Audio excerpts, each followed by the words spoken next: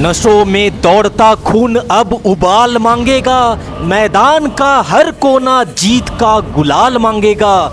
जब उतरेंगे नीली जर्सी में हिंदुस्तान के जाबाज, तो पड़ोसी का हर पैतरा बस जवाब मांगेगा।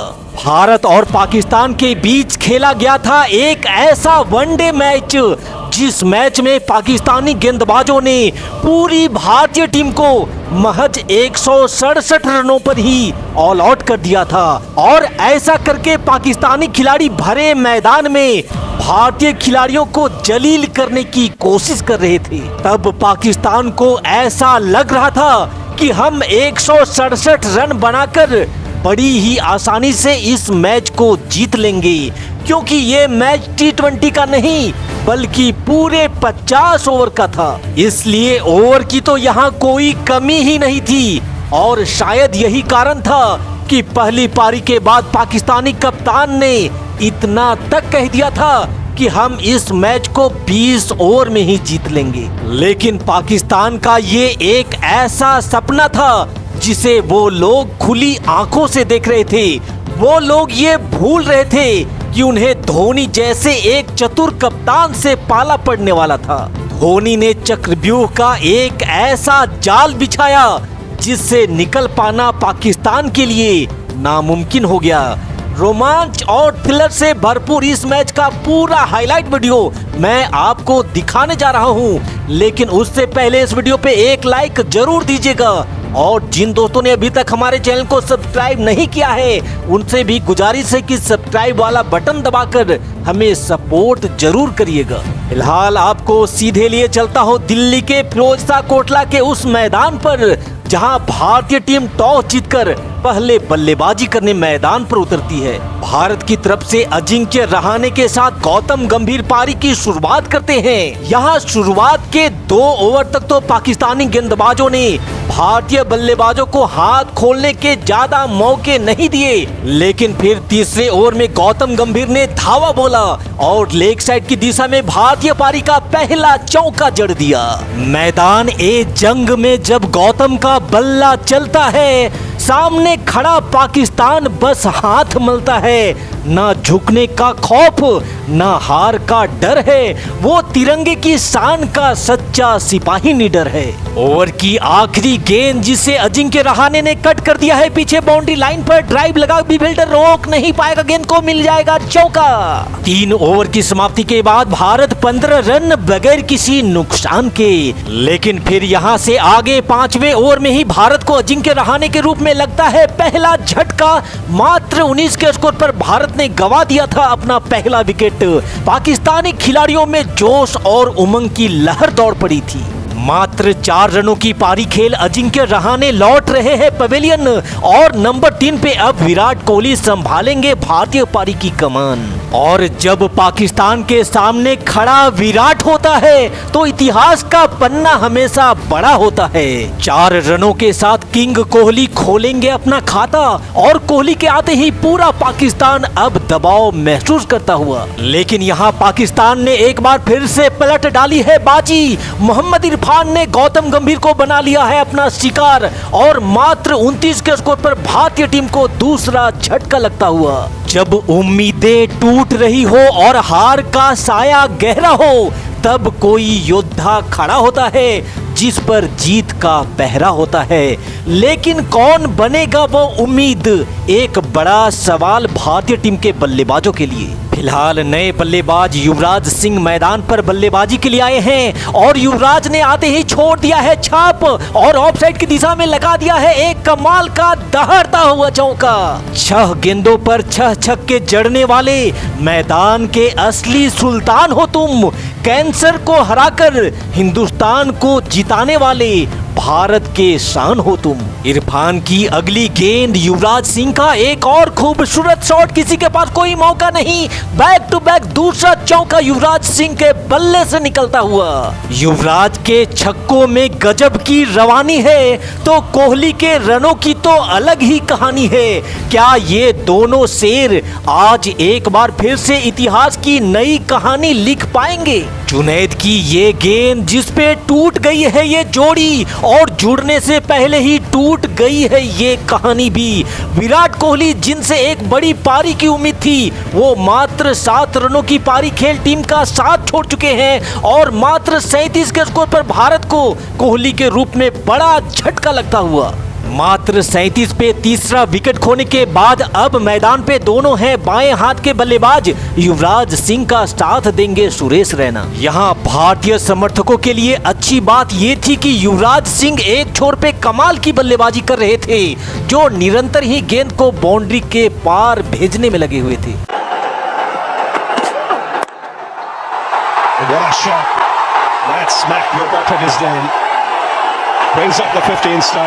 युवराज सिंह के बल्ले से निकले इस चौके के साथ ही अब भारत का स्कोर 50 रनों को पार कर चुका था, और अब दूसरे छोर पे उनके साथी सुरेश रैना ने भी अपने हाथ खोलने शुरू कर दिए थे।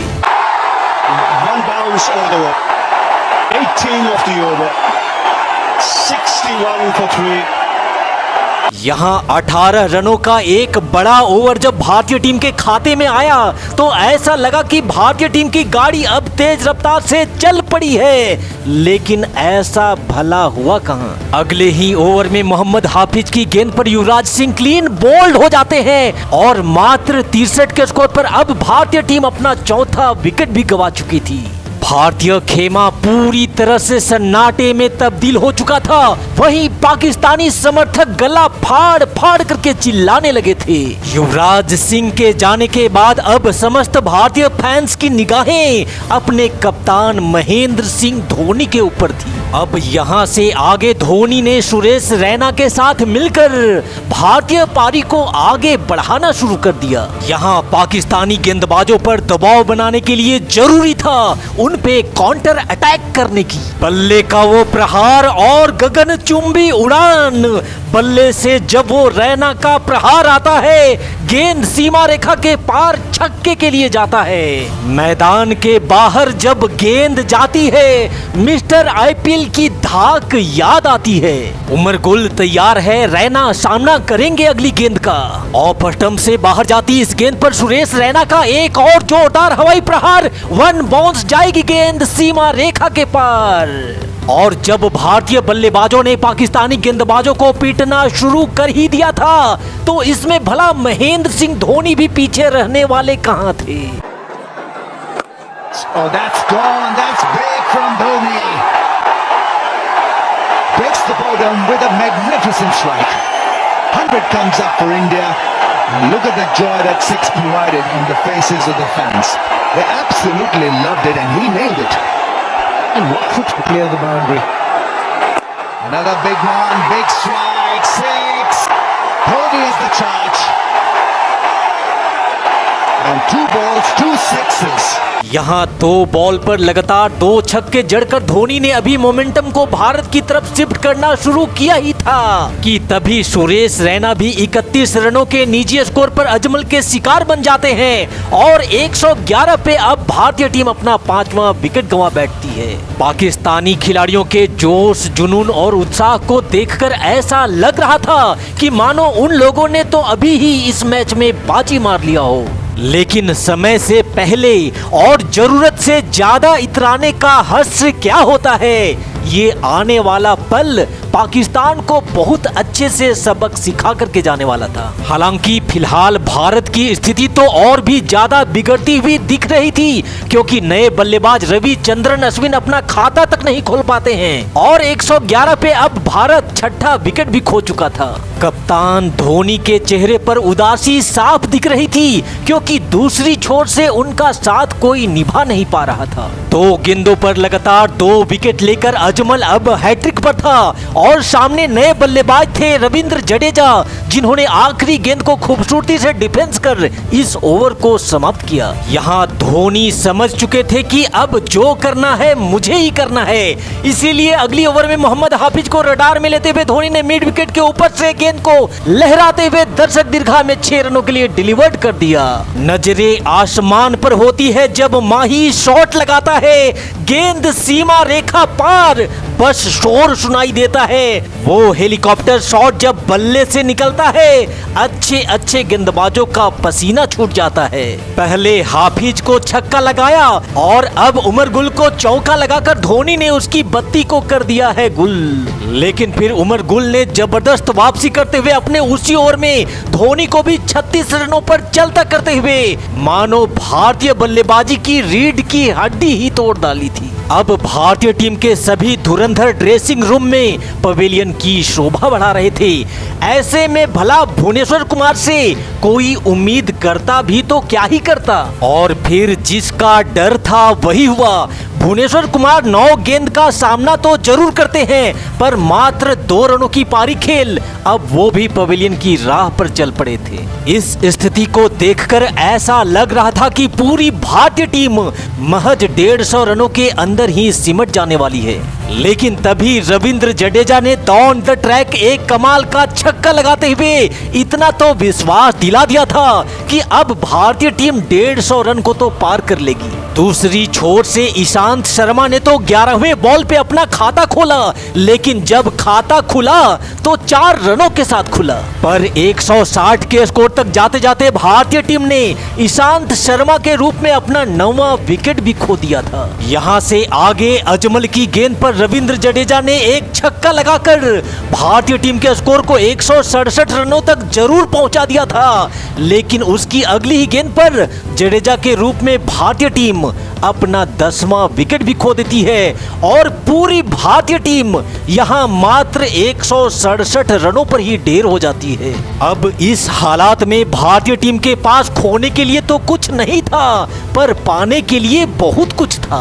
भारतीय कप्तान महेंद्र सिंह धोनी हंसते मुस्कुराते हुए एक पॉजिटिव माइंडसेट के साथ इस टारगेट को डिफेंड करने के मजबूत इरादों के साथ अपने साथियों के साथ मैदान पे दस्तक देते हैं। और जब इरादा मजबूत हो तो उसका परिणाम कुछ इस तरह का होता है। Oh, that's come back a long way. Up goes the finger.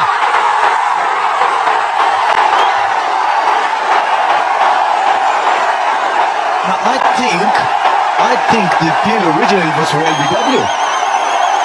मात्र 3 रन पे पाकिस्तान को पहला झटका देकर पूरा मैदान हिंदुस्तान जिंदाबाद के नारों से गूंज उठा। लेकिन फिर यहां से आगे नासिर जमशेद और यूनुस खान ने मिलकर पाकिस्तान की पारी को आगे बढ़ाना शुरू कर दिया। ये दोनों बल्लेबाज पाकिस्तान की पारी को सिर्फ आगे ही नहीं बढ़ा रहे थे, बल्कि ताबड़तोड़ अंदाज में बल्लेबाजी करना भी इन दोनों ने शुरू कर दिया था। लेकिन पाकिस्तान की ये फड़फड़ाहट तो दिए के बुझने से पहले की आहट थी।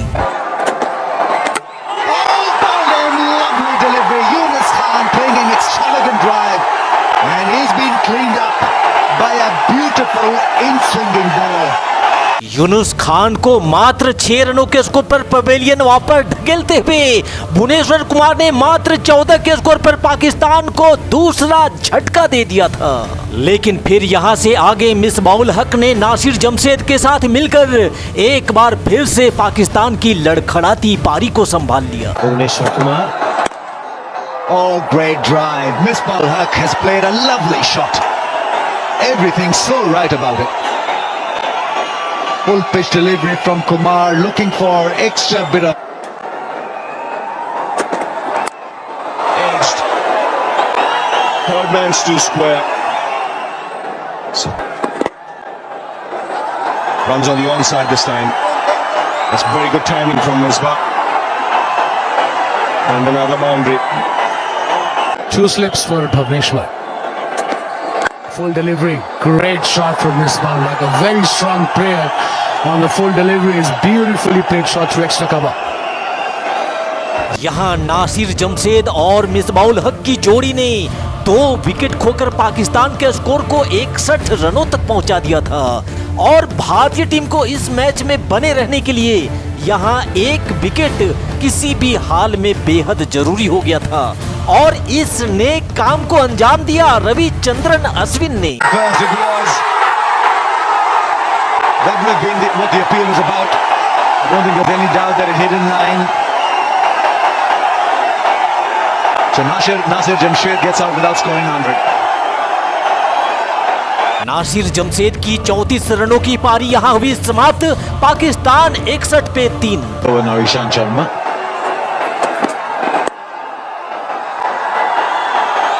Bit of a chase, it'll be futile.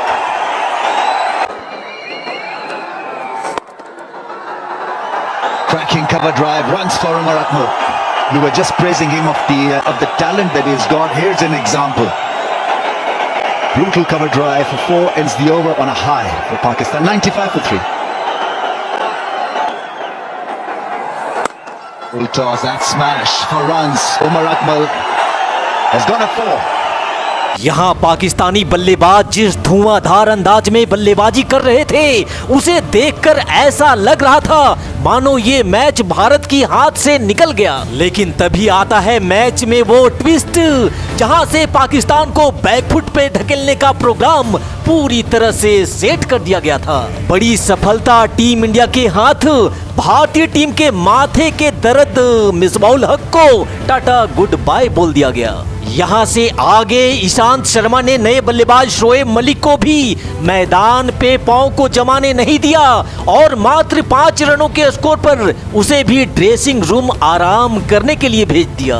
इसके बाद तो पाकिस्तानी बल्लेबाजों का दिमाग ऐसा घुमा कि वो लोग विकेट को गुच्छों में फेंक करके जाने लगे। मात्र 125 के स्कोर पर ही भारतीय टीम के बहादुर गेंदबाजों ने पाकिस्तान के 6ठे विकेट को भी ढा दिया। यहां से आगे पाकिस्तान पे अगला वार एक बार फिर से ईशांत शर्मा ने किया और उमर गुल की बत्ती को गुल करते हुए पाकिस्तान के अरमानों पर पानी फेर दिया। क्या सोचा था पाकिस्तान और क्या हो गया तेरे साथ। धोनी ने एड़ा बना करके कैसा मस्त का पेड़ा खिला दिया तुम लोगों को। अब चलो पाकिस्तान की पारी को फटाफट खत्म करते हैं। दोनों छोरों से हो रही थी आग उगलती गेंदबाजी और 145 पे पाकिस्तान को दे दिया गया 8वां झटका भी। उल्टी गिनती हो चुकी है शुरू और लेह बेट्टा गिर गया 9वां भी। दोनों बल्लेबाज एक ही छोर पे और पाकिस्तान 145 पे 9। और फिर वक्त की वो घड़ी भी आ जाती है जब आखिरी विकेट खोकर पाकिस्तानियों के मुंह से एक ही शब्द निकला, दिल के अरमां आंसुओं में बह गए। वीडियो पसंद आई हो तो इस पे एक लाइक जरूर दीजिएगा और सब्सक्राइब वाला बटन दबाकर अपना प्यार और आशीर्वाद हम पे यूं ही बनाए रखिएगा। जय हिंद, वंदे मातरम।